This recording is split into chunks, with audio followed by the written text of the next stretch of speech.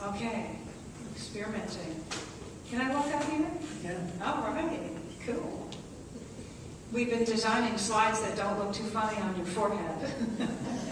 Rick has. And I appreciate that. So today, I'm doing two things. I have, of course, a talk with a title, and I'm also relating back to a theme that we're looking at this whole month. And the theme of the month is a quote from Meister Eckhart. I don't know the time frame on that one. Very long ago. German mystic. Anyway, so the quote from Meister Eckhart is, and just stop trying to say his name, is, if the only prayer you ever say in your life is thank you, it will be enough. And coming back into the present a little bit, my talk is about celebrating sacred service. And there is this line that I learned from Rick, who learned it from another teacher in this philosophy. How quickly can I get to thank you, God? And so that's sort of like a little thing to keep in your pocket when stuff comes up and say, whew, okay, how quickly can I get to thank you? And of course, around here, we'd say that's thank you, Spirit, Creator, the Absolute, the I Am, Principle, the All That Is, the whatever you want to call it. The point is to be able to get to a place where you're feeling some gratitude for whatever it is that just took place. So in thinking about that, I can tell you that there's easily a little tidy category of things that are really easy to be grateful for, no delays whatsoever. Really quick to be able to get to thank you, God.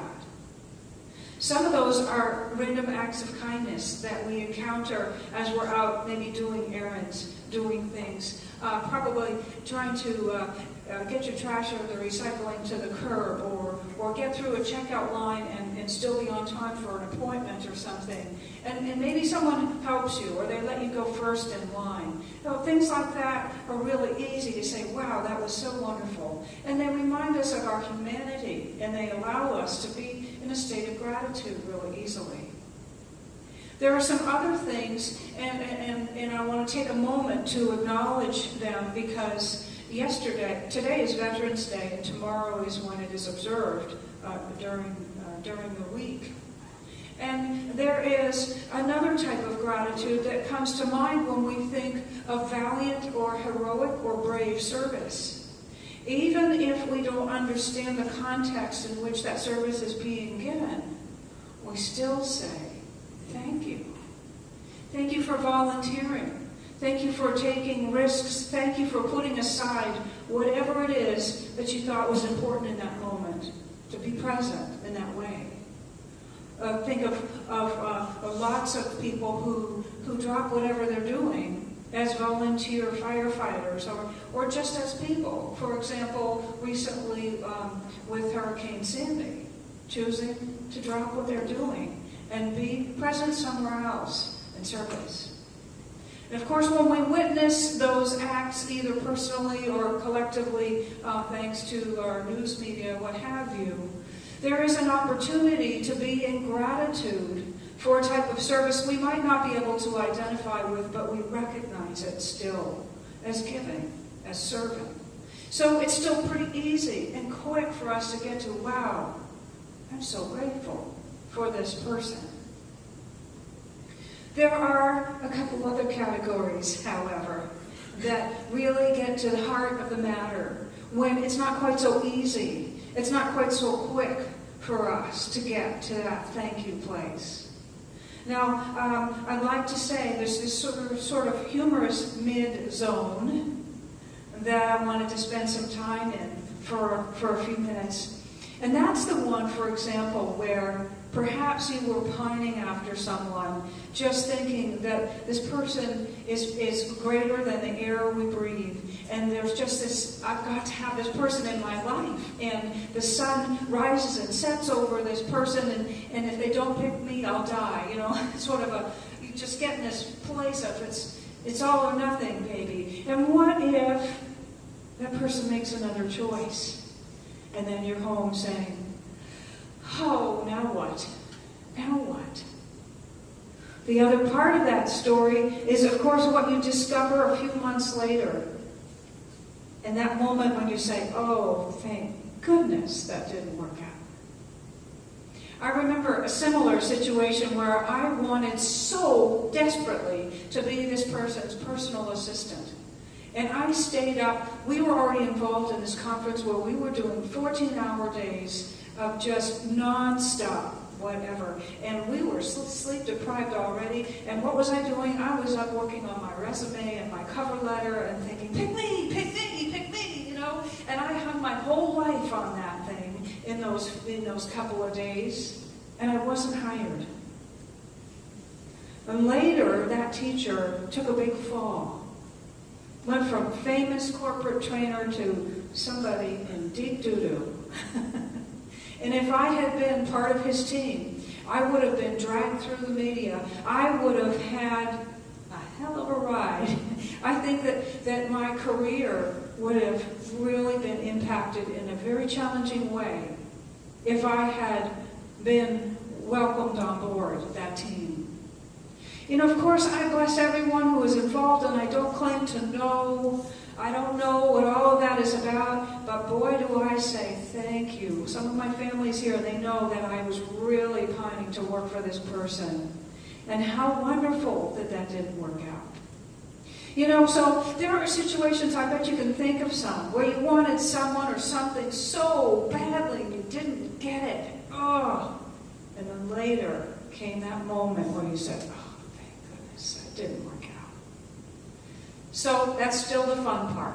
It might take us a little while. We might have to lick some wounds. We might have to bask in our disappointment. And yet we do move on. There's another category, however, and this involves two things. Stuff that's so fresh, so real, so new, maybe still happening in our lives right now, but we can't get to that place yet. And things that are so old, so ancient, so much a part of our history that it's hard for us to see them any other way. And those two things we get to be really gentle with ourselves about. There are a couple qualities about this exploration that are so important. One of them is that we do it in our own way. And the other, equally important, is that we do it in our own time. What it means to do it in our own way is that no one else can tell us what the gift is, how someone played the role of teacher or servant in our experience, but us. Now, there are those who may help us on our way to that. And if they're good teachers, if they're good counselors and guides, they will never try to guess what the answer is for you, but help you to find it yourself. And so the other piece is about timing. If you've ever had an experience where there was grieving involved, you might have been in a position for someone to say, isn't it about time you got over that? Excuse me, let me free up my good hand. No, of course not. It is no one else's business to say when it is time for you to move beyond something. So having said that, there are some things that we have learned collectively along the way about how to make that journey from an experience to thank you. And when I say thank you, God, I mean thank you, Spirit. Thank you, life. Thank you, that life energy embodied in each and every one of us. Greg Braden has this thing called the gift of the blessing. And he invites people to take a look at situations and circumstances and begin by looking at it as a witness. And just take it all in and say, I bless those who are suffering as a result of this circumstance. I bless those who are suffering. And what does it mean to bless? It means to be willing to just recognize that somewhere in all of that, There must be good. We cannot see it. We may not see it for a very long time. Maybe not ever. But just to sit for a moment and say, I bless those who are suffering now. It means I'm present with them. That's all. And then to look again and say, deep breath. I bless those who have participated as the adversaries, as the ones seemingly inflicting that suffering. I don't understand it. I may never understand it. And yet, I can find a place in my heart to say, I take a moment to bless those people. Because in so doing, we release the energetic pattern of struggle and an adversarial nature within ourselves. And so we don't go to, how quickly can I throw a stone? How quickly can I pick up a weapon? How quickly can I get over there and take care of that by doing more of the same? And finally, this piece that Greg Braden talks about that so often is overlooked is for us to take a moment and say, I bless myself in the witnessing. I bless myself in the witnessing. Because again, what that does is it helps determine how we enter that into our memory banks and what power it has, how it influences what we see and what we expect, what we anticipate, what we make it mean, the history that we write, and the lives that we call forth as a result of what we're believing. I bless myself in the witnessing. So there are a few more things about taking this path with the difficult times in our lives, between a situation and a circumstance, be it old or new, and getting to gratitude. I call this metaphysical alchemy, because it is this opportunity to turn something, some seemingly lesser thing, into a greater thing, by looking at it with new eyes, by being willing to see where there might be something in it to be grateful for, where there might be a gift. I love, Terry McBride borrowed this phrase from someone. I don't know if it was Will Rogers, if you do know, not, or whatever. He likes to say, there's a pony in here somewhere. And he's been through enough.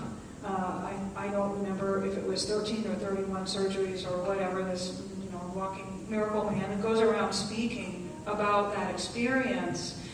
He went through enough that he's allowed to say that. And yet again, I can't tell you that about whatever you're going through, and I can't tell you when to have that look. And neither can you tell me, well, it's about time, or whatever. But just imagine that in every situation and circumstance, there may be a gift. I know Edwin Gaines is a very well-known prosperity teacher in the Unity and Science of Mind New Thought movement. And she says that she was born into a family where she experienced a great deal of abuse at a very early age and an extreme amount of poverty. And she said, but you know what? I am a powerful, creative woman, and my purpose is to teach prosperity on this planet. So what better way to be set on that journey than to have a starting place where the feeling of power and prosperity were completely absent. And I got so galvanized that I dedicated my life to teaching those things. And boy, does she do it, and with great success. Again, only you can look at your experience in this way. I can't do it. It would be dishonorable of me to attempt that unless you invited me in quietude and asked me to help you go there. There are situations and circumstances that we have been born into or moved through that have galvanized us. They're everything from the petty and mundane, the easier to deal with, that were just the throes of being a teenager, on through maybe our early lives in work and early lives in relationships, to some pretty big things perhaps later on. And in every case, all we need to do is look with the eyes to see Is there a gift in here? Is there someone I have become? Is there something that I have done because I was there? Some people become a great advocate in some way. And it's hard to imagine how they could after whatever they moved through personally. And yet, that is often the case. Howard Thurman has a piece called "Keep Fresh Before Me the Moments of My High Resolve." And what he suggests in that piece is that when we're moving through things and we forget why we got up today, we keep fresh before us those moments of our high resolve. Those moments of high resolve often come on the heels of tragedy or mishap or unexpected things. And what those things do is they invite us, they move us, they bring stuff to the surface that we're practically forced to take a look at. We're still free. We can still cover our eyes and ears, walk away, run, hide, you name it. But we are invited in every one of those circumstances to take a closer look at how we can live differently, how we can help make the world a better place because of what we learned there, whatever that is. So I invite you to imagine that if there's something that you heard, we were talking about this before celebration this morning, if you heard something when you were growing up that has been a limiting idea and against everything that you know you are, let's remember together today that we get to let that go. It's okay to say that Mom and Dad were wrong. It's okay to say they did the best they could. It's okay to say that they were children too. I remember hearing something from a woman in the neighborhood when I was growing up that I have allowed to shape my life, my success, my well-being for so long, and she's not even on the planet anymore. We were never related. It was just 3 minutes in time, or less. I'm the one who's still hanging on to that. There's a story of these two monks that were crossing a river, and one of them helped a woman cross the body of water and keep her gowns dry by carrying her on his shoulder. And then he set her down on the other side, and the two monks walked in silence for a long time.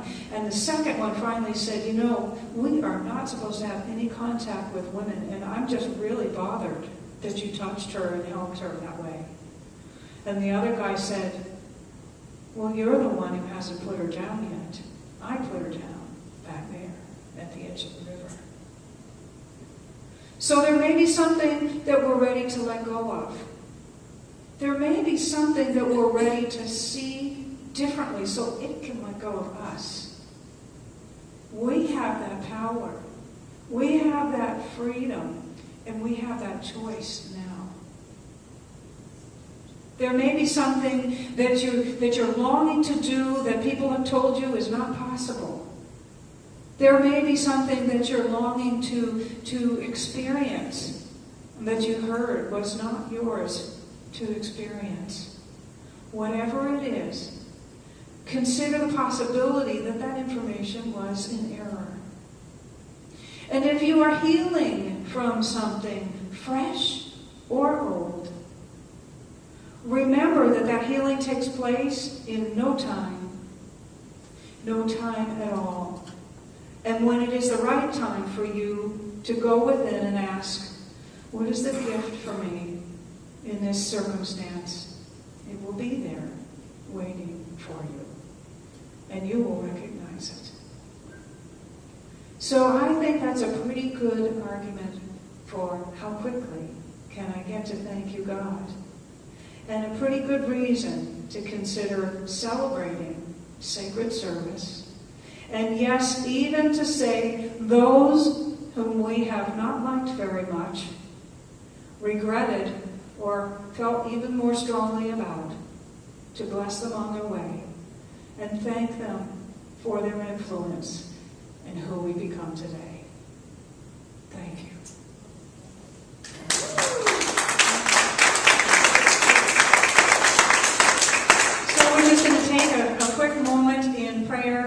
and then we're going to have to talk and sing some more. I recognize that Spirit is present in, as, through, and all around each of us. Everyone we know and don't know, everyone we run towards and away from, everyone we love remembering, and everyone we wish we didn't remember, because we are all Spirit in form. We are all God being. We are all Spirit expressing and being embodied and experiencing itself by means of one another. All good. And so it is with great ease that I recognize and speak my word for the very fact that we are one. And all seeming conflict dissolves in the light of this truth. All that is left is love. In gratitude for this and all of the delightful ways that it shows up as we move out from this place, I give thanks. I release my word. And as we open our eyes together, we say, and so it is.